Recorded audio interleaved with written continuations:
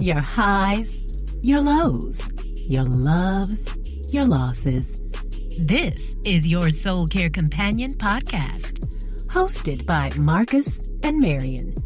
Your Soul Care Companion podcast, the place where faith, passion, and determination create the greatest stories ever told.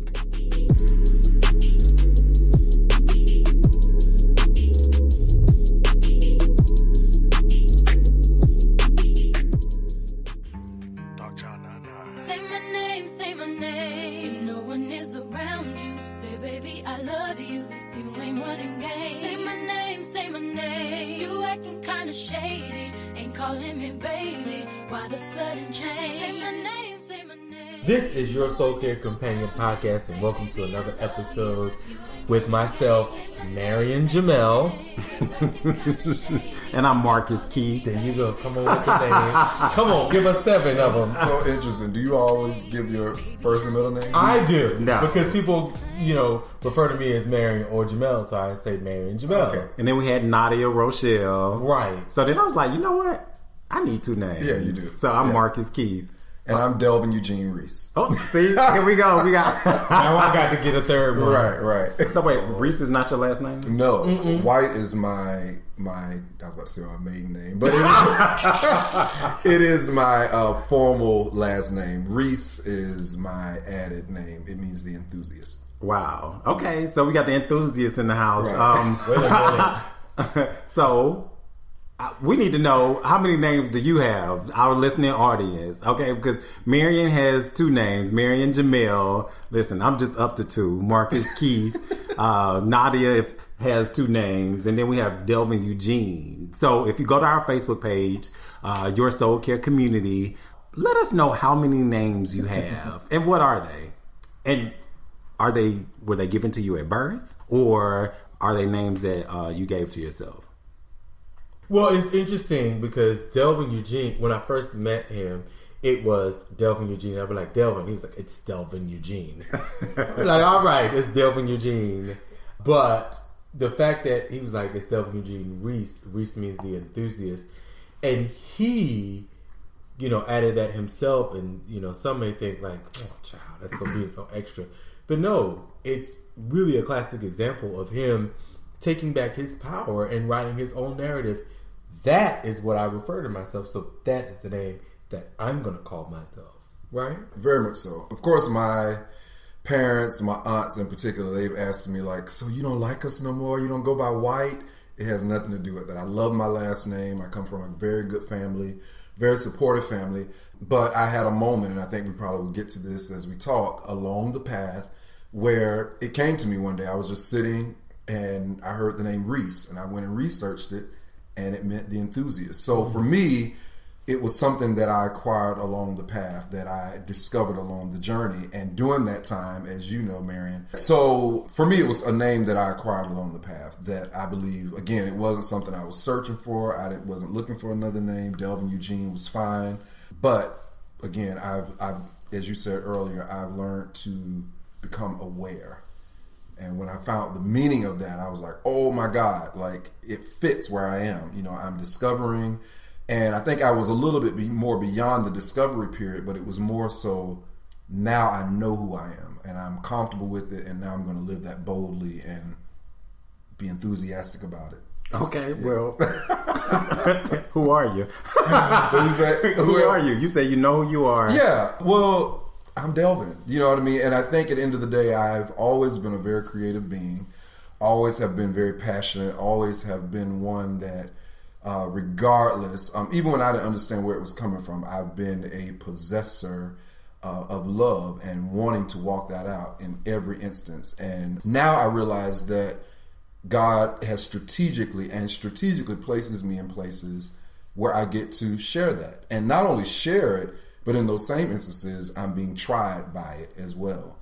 And so now that has become who I am. And I want to, when I return to God, I want to be able to say that I walked 1 Corinthians. Love is patient, love is kind, love is this. I want to be the embodiment of love, not perfection, but love, which covers all things. So I was scrolling through the gram recently, and you posted this that blessed my soul. I was just like, this is it right here. Boy.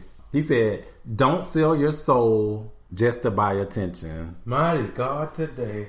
Yeah. Don't sell your soul just to buy attention. Ain't that all right? Can we unpack that? Yeah, unpack it.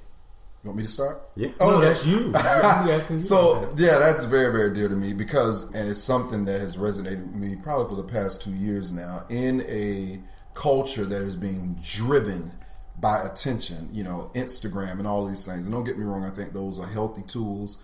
But in a place where people have not connected with soul, have not connected with self, it is a place that will drive you to your death, I believe. And so many people they have this insatiable desire to be recognized, to be seen, to have a pat on the back, that they will sell all their business to do it and sell their soul to do it, just so somebody can say like, and not even realizing that Instagram and places like that, they're controlling all this stuff.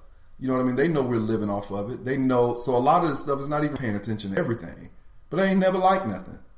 So if you're driven by that, you will get to the place where you'll start laying out everything. Well, let me show my muscles. Let me show my butt. Let me show this. Let me show that. Like, here, everybody, look at me. Like, but please like it.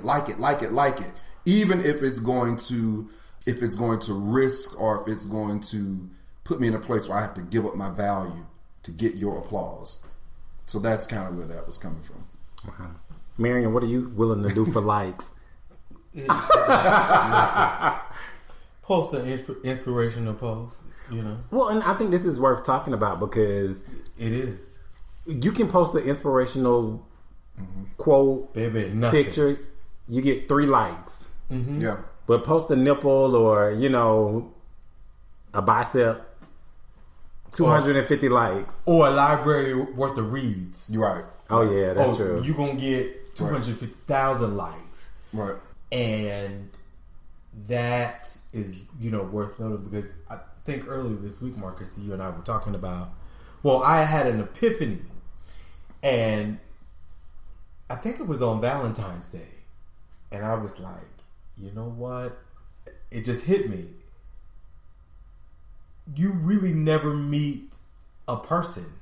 I won't say never, but rarely nowadays do you meet a person before you meet a production. And this social media driven culture has led to so many introductions of productions that you rarely meet people, which is why you have people who don't know how to be in relationships, period. And I'm not talking about just intimate relationships. I'm talking about in friendships, acquaintances, business partnerships. It's because the first thing that we want to do is introduce a person to our production. Because what is produced, we can clean it up. We can make it look wonderful, beautiful. Listening audience, think about it. How many times do you snap a picture before you say, oh, this is the one I'm going to post? You got to get the right angle. You got to make sure your background look all right. Right. It's production because you want to make sure you present the most appealing image. And so that translates into your real life. You can't walk out the door. Or you have a wonderful image so that when you hold that phone up at a 45-degree angle, it's amazingly wonderful. You can't. Right. But when do they ever meet you, the person? When you're broke or or sick. And that's what happens. Right. Life has to literally happen to you for people to realize that you are. It doesn't necessarily have to happen that way. And I got to be honest with you, and it's funny you would bring up that point. Life happened to me and has continually happened for me. With my family, you have my mom's side who is very bourgeois, you know what I mean? Side is shoes and a t-shirt. Mm-hmm. And although I hung around my dad's side more, I took on the attributes of my mom's side, this very polished person. And for the most part, that's what people came to know me as, you know what I mean? But what I realized in my private life, there were so many things going on. I was losing things. I was going through this, health things and different things like that. that after a while I was realizing that, you know what? And I think that's when it hit me that this life is not about me. And as much as I'm trying to present production, and I don't think I was doing it consciously, I could have been, but I think it was just from what I was raised under. And I don't think they were telling me to project that. But that's just what, it was one of those things like, give the best. Only give the best. But I think a part of the evolution for me came was when I realized that, no, give them every bit of it. Like, give it all. Because at the end of the day, if indeed our life is ministry and it is purpose and it is intentful, then all of it is intentful, not just the parts that are sparkling, but it is everything that is going to be used to bring glory to God. It is everything that's going to be used to edify the saints. It is everything that's going to be used to edify anybody that comes in my path. And so I got to the point, I think, just being at a place of brokenness, and this wasn't many years ago, I was like, I'm just going to live out loud. And it is what it is. Whatever you want to assume, whatever you want to do, whatever you want to think, that's for you to manage. That's not for me to manage. But I'm going to live through my mistakes, through my indiscretions, through the things I did well. I'm going to talk about it all, share it all, so that I can live this enthusiastic life in peace and joy, because I'm clear. This is great. This is me. You're listening to your Soul Care Companion podcast with Marcus and Marion. Join the conversation and follow right now at your Soul Care Community on Instagram and on Facebook for updates on upcoming events and a regular dose of wisdom, insight, and companion connections. A couple episodes ago, we did an episode titled Faith and the In-Between Times. Yeah. For this very reason that people never talk about what happened after the journey started. Mm-hmm. We typically only talk about the beginning of the journey and then the triumph after the journey. We don't talk about the health crisis or being evicted or losing a loved one. Those are parts of the journey that we tend not to share, but we forget that those typically are the most important parts. Yeah. And I think too that the reason why we don't share the in-between is because we want to come out with proof that we've been through. So although I got sick, we're not going to talk about the in-between where I was suffering and I had to go through pain and all of that. We want to come out and say I was healed. And one of the things that has resonated within me is it says, in your patience, and this hit me one day like a ton of bricks, in your patience, possess your soul. Take hold to, grab hold to, get your soul. Because at the end of the day, that's the wealth. That's the treasure. And if we start learning to talk in that space of patience, faith, that's when people get to realize what the treasure is.